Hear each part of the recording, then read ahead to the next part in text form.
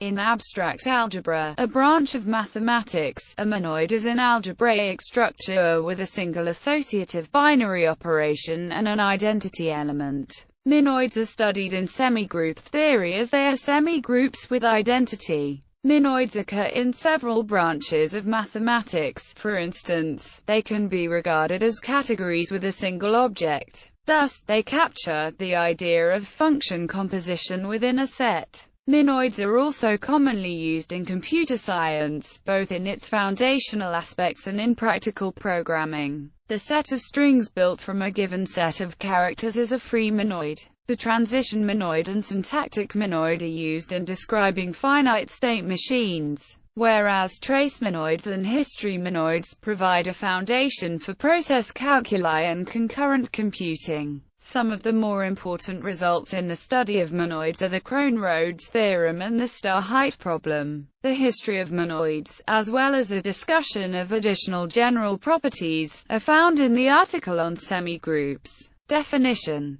suppose that S is a set and is some binary operation S times SS, then S with is a monoid if it satisfies the following two axioms. Associativity for all A, B and C in S. The equation C equals A holds. Identity element: there exists an element E in S such that for every element A in S, the equations EA equals AE equals A hold. In other words, a monoid is a semigroup with an identity element. It can also be thought of as a magma with associativity and identity. The identity element of a monoid is unique. A monoid in which each element has an inverse is a group.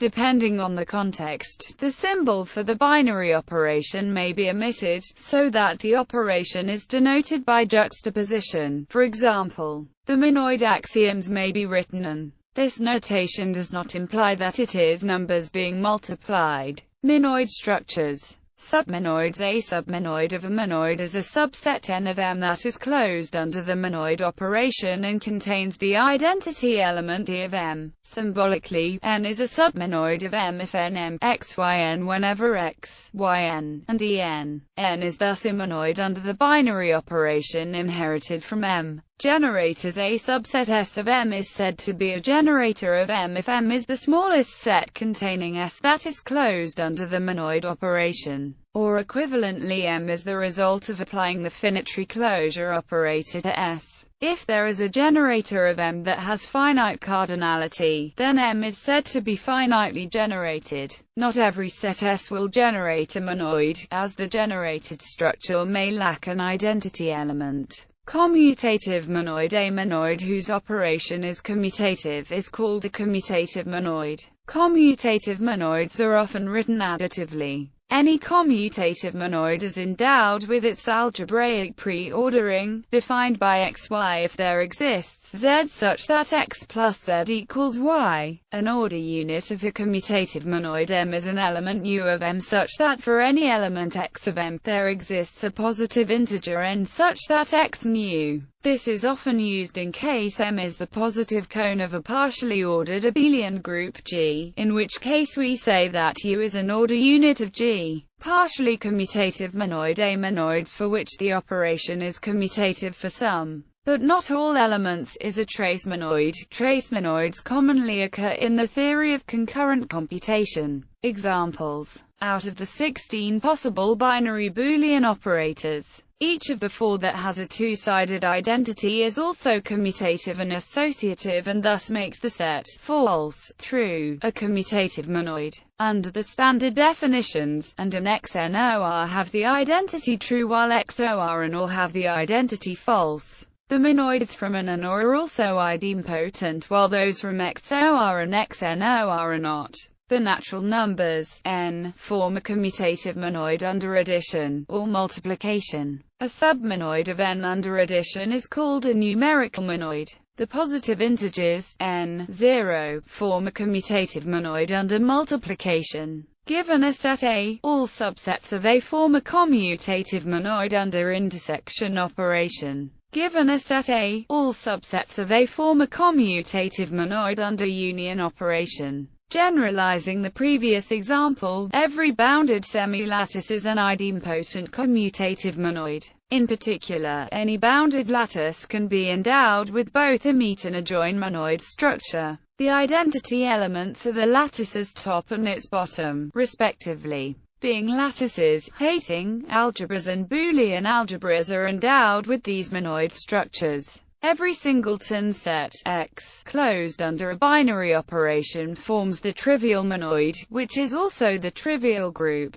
Every group is a monoid and every abelian group a commutative monoid. Any semigroup S may be turned into a monoid simply by adjoining an element E not in S and defining ES equals SE for all SS. This conversion of any semigroup to the monoid is done by the free functor between the category of semigroups and the category of monoids. Thus, an idempotent monoid may be formed by adjoining an identity element E to the left 0 semigroup over a set S. The opposite monoid is formed from the right 0 semigroup over S. Adjoin an identity E to the left 0 semigroup with two elements, LT, GT. Then the resulting idempotent monoid, LT, E, GT, models the lexicographical order of a sequence given the orders of its elements, with E representing a quality. The elements of any unital ring, with additional multiplication as the operation. The integers, rational numbers, real numbers or complex numbers, with additional multiplication as operation. The set of all n by n matrices over a given ring, with matrix additional matrix multiplication as the operation.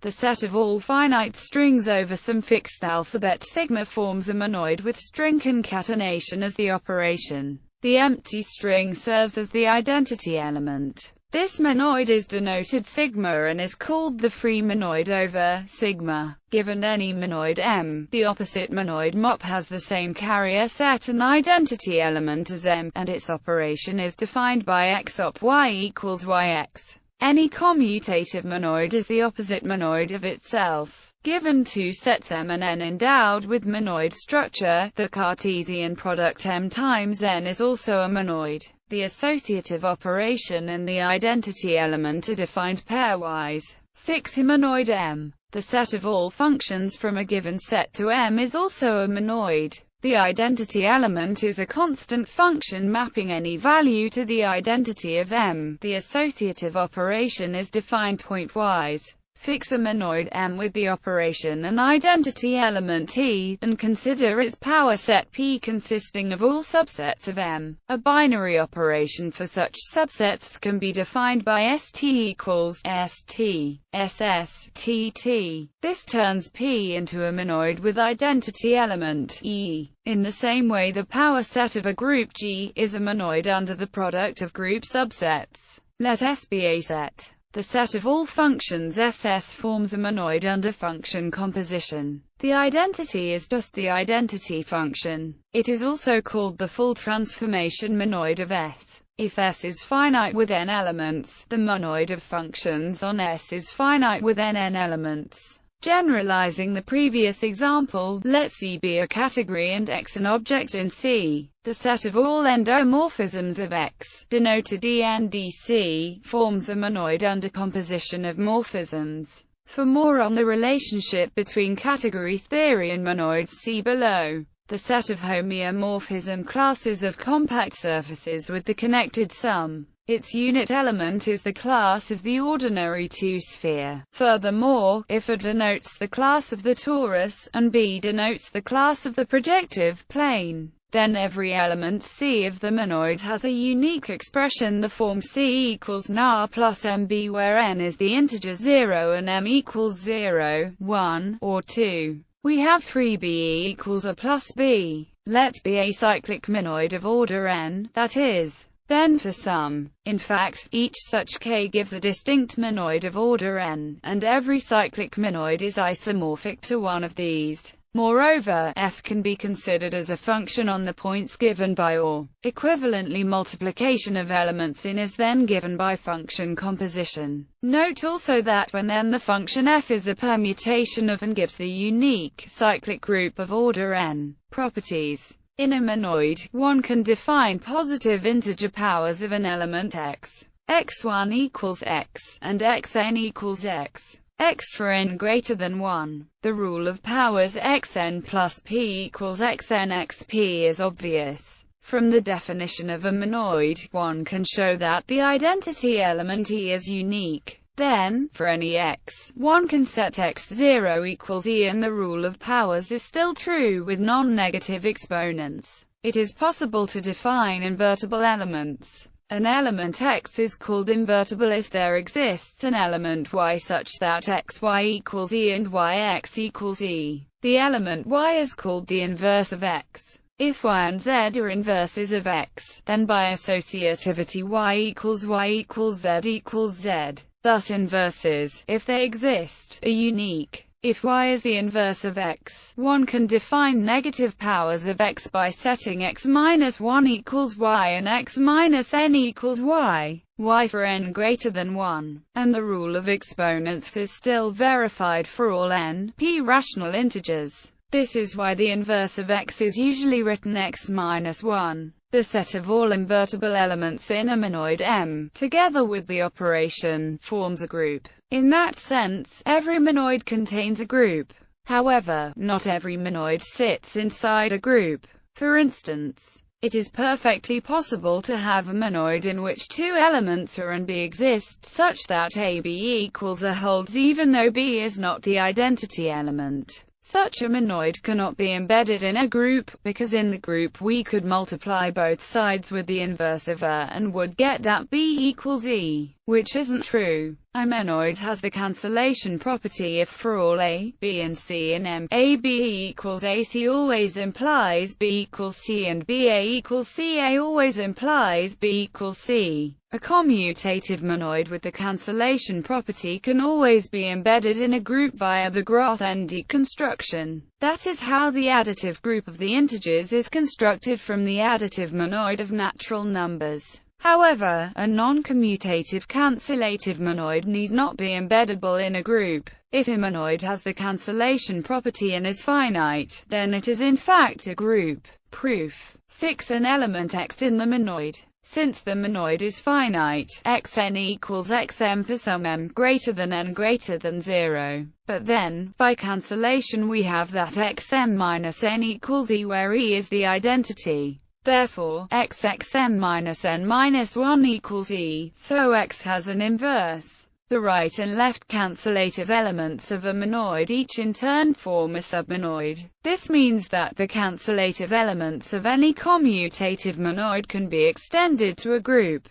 It turns out that requiring the cancellative property in a monoid is not required to perform the Grothendieck construction. Commutativity is sufficient. However, if the original monoid has an absorbing element, then its Grothendieck group is the trivial group. Hence, the homomorphism is, in general, not injective. An inverse monoid is a monoid where for every A in M, there exists a unique A-1 in M such that A equals AA-1 or an A-1 equals A-1 AA-1. If an inverse monoid is cancellative, then it is a group. In the opposite direction, a zero-sum free monoid is an additively written monoid in which A plus B equals 0 implies that A equals 0 and B equals 0. Equivalently, that no element other than 0 has an additive inverse. Acts and operator monoids. Let M be a monoid, with the binary operation denoted by and the identity element denoted by E.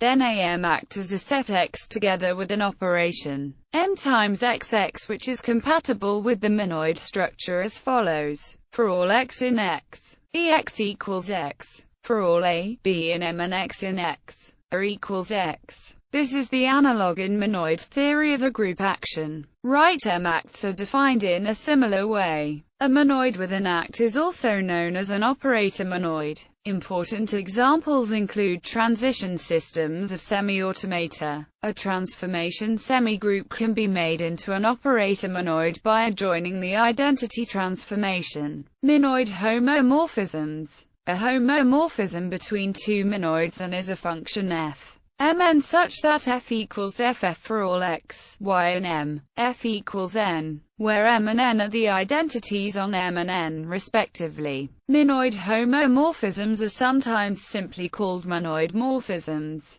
Not every semigroup homomorphism is a monoid homomorphism, since it may not map the identity to the identity of the target monoid, even though the element it maps the identity to will be an identity of the image of the mapping. In contrast, a semigroup homomorphisms between groups is always a group homomorphism, as it necessarily preserves the identity. Since for monoids this isn't always true, it is necessary to state this as a separate requirement. A bijective monoid homomorphism is called a monoid isomorphism. Two monoids are said to be isomorphic if there is a monoid isomorphism between them. Equational presentation. Monoids may be given the presentation, much in the same way that groups can be specified by means of a group presentation. One does this by specifying a set of generators sigma, and a set of relations on the free monoid sigma. One does this by extending binary relations on sigma to monoid congruences, and then constructing the quotient monoid, as above. Given a binary relation R sigma times sigma, one defines its symmetric closure as RR-1. This can be extended to a symmetric relation E sigma times sigma by defining x tilde EY if and only if x equals SUT and y equals SVT for some strings U, V, S, T sigma with RR-1. Finally, one takes the reflexive intransitive closure of E, which is then a monoid congruence.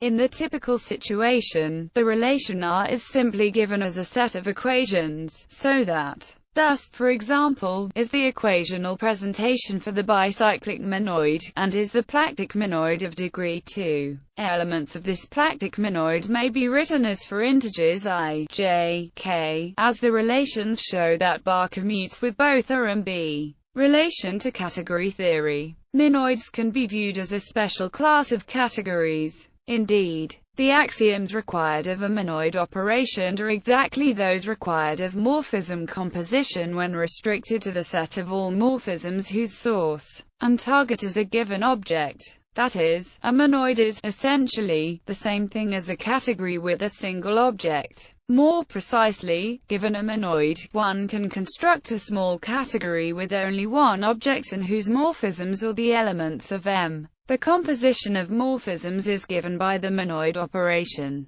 Likewise, monoid homomorphisms are just functors between single object categories. So this construction gives an equivalence between the category of monoids mon and a full subcategory of the category of categories cat. Similarly, the category of groups is equivalent to another full subcategory of cat. In this sense, category theory can be thought of as an extension of the concept of the monoid. Many definitions and theorems about monoids can be generalized to small categories with more than one object. For example, a quotient of a category with one object is just a quotient monoid. Monoids, just like other algebraic structures, also form their own category, mon, whose objects are monoids and whose morphisms are monoid homomorphisms. There is also a notion of monoid object, which is an abstract definition of what is a monoid in a category. A monoid object in set is just a monoid.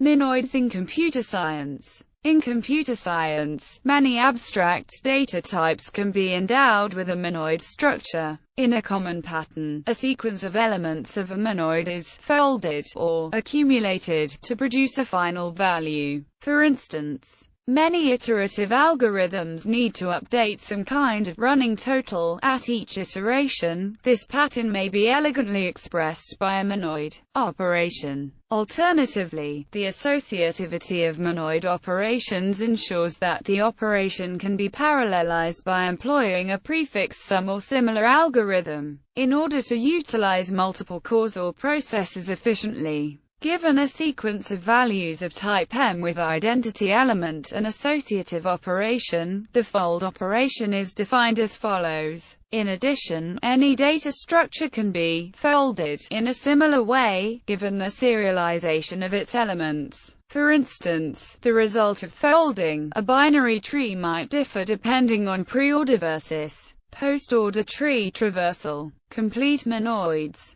A complete monoid is a commutative monoid equipped with an infinitary sum operation for any index set I such that, and a continuous monoid is an ordered commutative monoid in which every directed set has a least upper bound compatible with the monoid operation. These two concepts are closely related. A continuous monoid is a complete monoid in which the infinitary sum may be defined as where the supremum on the right runs over all finite subsets E of I and each sum on the right is a finite sum in the monoid.